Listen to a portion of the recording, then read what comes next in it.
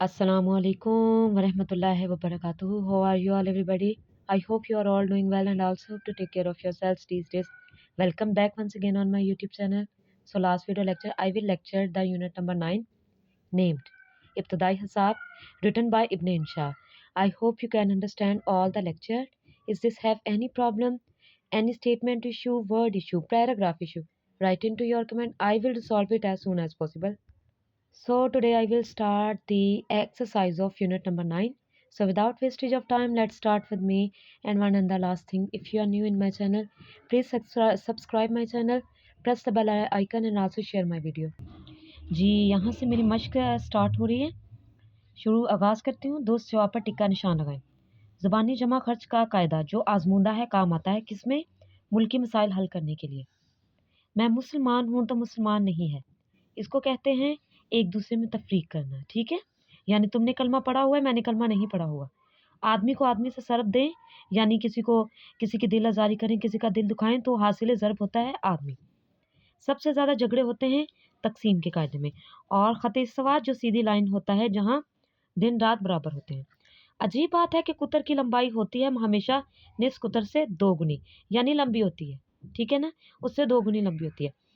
अब है सवाल नंबर 2 है सबक इब्तिदाई हिसाब के मतन के मुताबिक दिए हुए सवालों के जवाब लिखें। ये तो मैं आपको रिटन फॉर्म में भी लिख सकती थी, लेकिन एक लाइन का आंसर था तो मैंने यहाँ पर ही इसको जो कि है हल कर दिया है। आपको मैं बता दूंगी कि किस तरह से आपने आंसर लिखने हैं। जैसे है क्वेश्चन नंबर 1, मुसन्निफ के मुताबिक जमा के कायदे पर अमल करना आसान क्यों नहीं है? आप यहाँ से ही इसका आंसर लिखिएगा।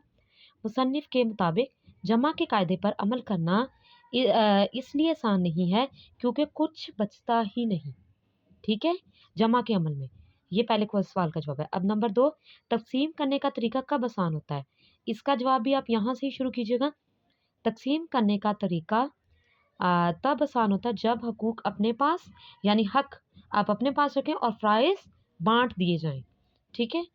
अब जीम क्वेश्चन है नंबर 3, मुसन्निफ की तालिब इल्मी के ज़माने में अलजब्रे का ख़ास मुसर्रिफ क्या था? इसका जवाब भी आप यहीं से शुरू करेंगे। मुसन्निफ की तालिब इल्म के ज़माने में अलजब्रे का ख़ास मुसर्रिफ ये था कि तालिब इल्म को फ़ेल करना होता है। और नंबर 4, मुस्ततील के 4 के बजाय 5 या 6 ज़िले कर देने से मुसन्निफ क्या मुराद लेते हैं? इसका जवाब भी यहाँ से शुरू कीजिएगा। मुस्ततील के 4 के बजाय 5 या 6 ज़िले कर देने से मुसन्निफ मुराद ये लेते हैं कि एक आध फालतू रहे तो अच्छा है। ठीक है, ये हैं क्वेश्चंस और ये हैं उनके आंसर्स। ठीक है, और ये है क्वेश्चन नंबर 5, मुसन्नफ़ के नज़दीक ख़त की कितनी किस्में हैं और वो कौन कौन सी हैं? ठीक है, उनके नज़दीक ख़त इस्तिवा, ख़त मुस्तकीम, ख़त मुनहनी, ख़त तक़दीर, ख़त बारिन, ख़त इस्तिवा। ठीक है, आप इसका जवाब भी यहाँ से लिखिएगा। मुसन्निफ़ के नज़दीक, ठीक है, ख़त की 1 2 3 4 5 किस्में हैं और ये उनके नाम लिख दीजिएगा। ठीक है, आपको समझ आ गया स्टूडेंट्स? और आखिरी सवाल है हमारा, मुसन्निफ़ ने दायरे के गोल होने की क्या वजह लिखी है? ठीक है, बहुत ही ये तजस्सुस कुन सवाल है। तो इब्न इंशा ने दायरे के गोल होने की वजह ये लिखी है कि किसी ने पुराने ज़माने में फ़ैसला कर दिया, अब तक चला आ रहा है। ठीक है, अब है हमारा यहाँ से सवाल नंबर 3 स्टार्ट हो रहा है, शुरू हो रहा है, जिसमें खाली जगह है। तो मैंने ये आपको पहले भी बताई है स्टूडेंट्स और मेरे व्यूअर्स के ये एज MCQs लाजमन आती है, तो इसको लाजमन क्या करें। सबक इब्तिदाई हिसाब के मतन के हवाले से दिए हुए जुमले में खाली जगह पुर करें। अलिफ कायदा वही अच्छा है जो जिसमें हासिले जमा ज़्यादा से ज़्यादा आए। बे बाज़ अदद खुद निकल जाते हैं, बाज़ को ज़बरदस्ती निकालना पड़ता है। जी, इलामा इकबाल रहमतुल्लाह की ज़रबे कलिम इनके अलावा है। दाल, चूँकि तालिब इल्म इससे घबराते हैं और ये जबरन पढ़ाया जाता है इसलिए अलजबरा कहलाता है। ठीक है, यानी आप पे जबर किया जाता है। हे उलमाए ज्योमेट्री को हम लकीर के फ़कीर कह सकते हैं।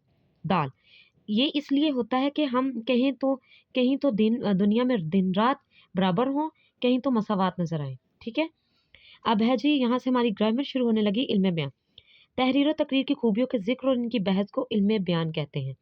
तहरीर اور उसको जब आप एक स्पीच लिखते हैं और उसको प्रेज़ेंट करते हैं, उसके बारे में खूबियों को बताते हैं और उसकी खामियों को, उसके बारे खूबियों का ज़िक्र और इनकी बहस को इल्म बयान कहते हैं। इल्म बयान की 4 किस्में तशबीह, इस्तिआरा, मजाज मुरस्सिल और कनाया। तशबीह तशबीह का मतलब होता है किसी को किसी चीज़ के मानद करार देना। किसी इंसान को जैसे मैं कह दूँ कि अली चाँद जैसा खूबसूरत है, तो मैंने चाँद जैसा हुसीन है, तो मैंने अली को किससे तशबीह दी? चाँद से। अब देखें इसमें क्या कह रहे हैं, जब किसी चीज़ को मुश्तरका सिफ़त की बिना पर इसकी कैफ़ियत और सूरत हाल को मज़ीद पुरतासीर बनाने के लिए किसी चीज़ के मानद करार दिया जाए तो उसे तशबीह कहते हैं। जिस चीज़ को तशबीह दें उसे मुशब्बा, जिस चीज़ के साथ तशबीह दें उसे मुशब्बबा, वो सिर्फ़ जिसकी बुनियाद पर तशबीह दी जाए। पहले हमने तशबीह दी तो वो क्या हो गया? हमने उसके मुशब्बा कहा। फिर जब उस चीज़ के साथ तशबीह दी गई तो वो मुशब्बबा बन जाती है। और इसे वजह शब्बा और वो कलमा या हर्फ जो मुशब्बा और मुशब्बबा को मिलाए उसे हरूफ तशबीह कहते हैं। ठीक है? एक दफ़ा आप पढ़िएगा तो आपको ये समझ आ जाएगा। जैसे अरकान तशबीह, तशबीह के 4 अरकान होते हैं मुशब्बा, मुशब्बबा, वजह शिबा और हर्फ तशबीह। मुशब्बा किसी को किसी के साथ तशबीह देना, ठीक है? मुशब्बबा आपको वो बिल्कुल उसके जैसा ही लगता है। वजह शब्बा यानी आपको उसके जैसा उसे उसके जैसा तशबीह देना वजह लगती है। और हर्फ तशबीह, ठीक है? जैसे ये कागज़ दूध की तरह सफ़ेद है।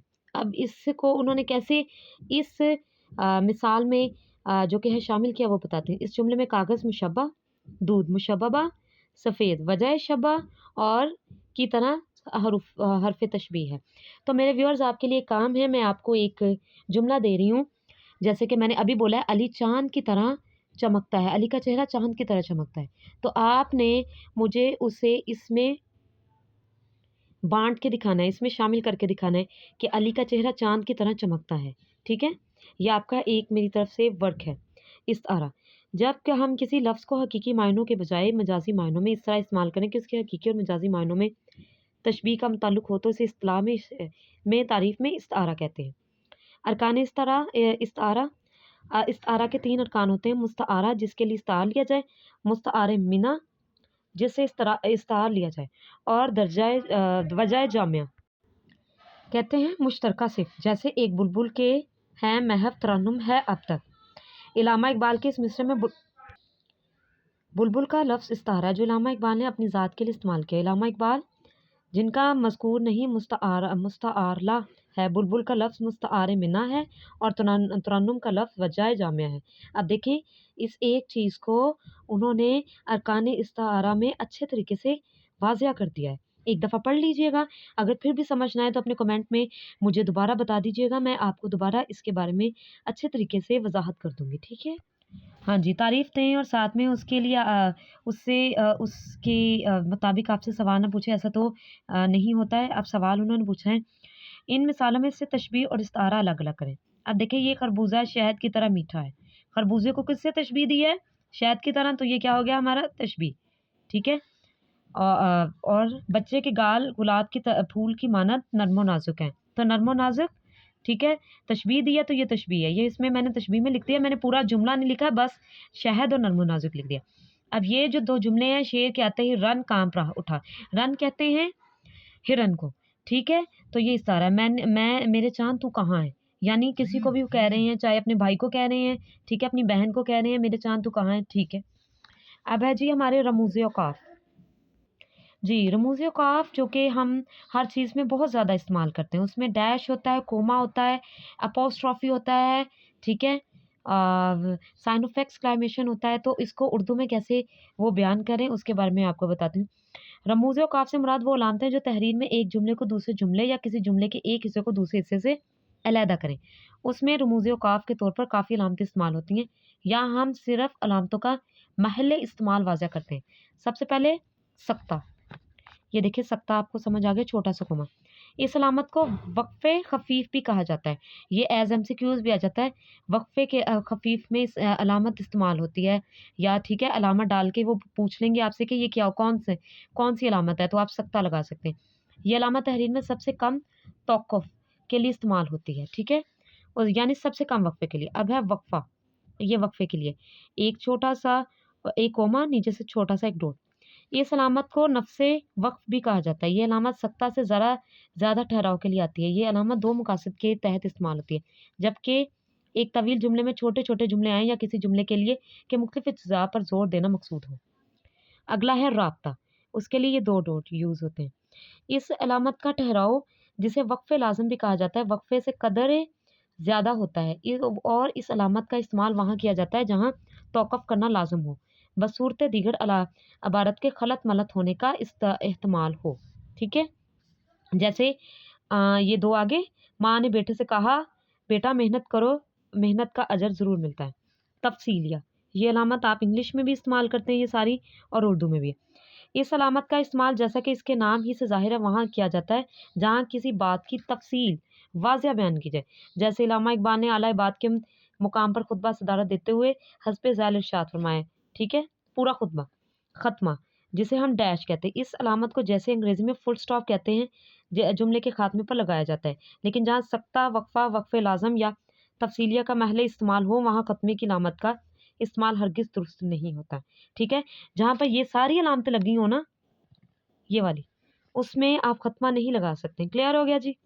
अब मैं आपको इसके बारे में मैंने अलामतें लगाई हुई हैं, आप जस्ट इसे अपनी बुक पे पॉइंट कर लीजिएगा। दर ज़ैल जुमलों में रमूज़ काफ़ के अलावा की अलामतों सख्ता, वक़फ़ा, राब्ता, तफ़सील और ख़त्मा का इस्तेमाल करें। आज मौसम बड़ा खुशगवार है, सिंपल जुमला है, ख़त्मा का इस्तेमाल करें। कायद-ए-आज़म का फ़रमान, ये 2 डॉट, इत्तेहाद, कॉमा, ये ऊपर से इन्वर्टेड कॉमा, तंज़ीम और यकीन मुहक्कम। यहाँ पर हमने इन्वर्टेड कॉमास को ख़त्म कर दिया। मान लिए आज भी मशले राह हैं। उसके बाद वर्जिश के फ़ायदे हस्बे ज़ैन हैं, ये लगा दिया। जापान, कॉमा चीन, कॉमा सिंगापुर, जनूबी कोरिया, फ़िलिपाइन का शुमार एशिया के तरक्की याफ़्ता ममालिक में होता है। आना तो ख़फ़ा आना, कॉमा जाना तो रुला जाना। एराब लगाइएगा, ये एराब मैंने लगाए हुए हैं, पढ़ भी देती हूँ। तफ़रीक, तक़सीम, अलजबरा, मुसल्लस, मुनहनी, बंदी, बिंदी। अब ये है 10 ज़ैल पैराग्राफ तवज्जो से पढ़ें और आखिर में दिए गए सवालों के जवाब तहरीर करें। ये हमारी एक किस्म की तफ़हीम इबारत है। इसका अभी के पेपर में तो कोई काम नहीं होगा, 9th के पेपर में, लेकिन 10th के पेपर में इसका बहुत काम है। तो आप इसके सवाल इसी पैराग्राफ में हैं, एक दफ़ा पढ़ लीजिएगा और जो कि है इसे एज़ अ इन्फॉर्मेशन के लिए लाज़िमन पढ़िएगा, ठीक है? ये ज़रूरी होती है। अब सरगर्मियाँ हैं, तलबा अपनी कॉपी में जमा, तफरीक, ज़रब और तक़सीम के कायदों के मुसल्लमा असूल लिखें। चाहे तो आप ये सरगर्मी कर सकते हैं, या तलबा एक फ़हरिस्त बनाएँ जिसमें मुसन्नफ़ के बयान करदा तमाम कायदों की एक-एक सतरी मज़ाया तफ़सील लिखें। चाहें तो ये भी कर सकते हैं आप क्लास में, और या चाहें तो ये भी कर सकते हैं।